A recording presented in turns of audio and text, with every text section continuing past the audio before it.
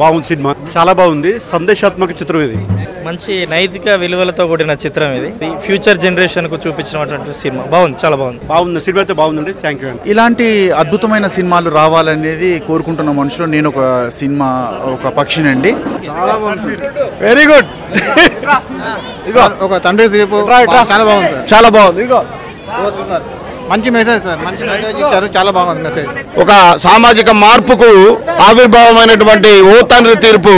బలగం తర్వాత ఓ తండ్రి తీర్పు అనే సినిమా అంత గొప్ప మానవ సంబంధాలను, కుటుంబ బాంధవ్యాలను, అనుబంధాలను, ఆప్యాయతలను, అనురాగాలను, అభిమానాలను మరి ఈ సమాజానికి చూపించింది. మేమందరం సినిమా చూసాము.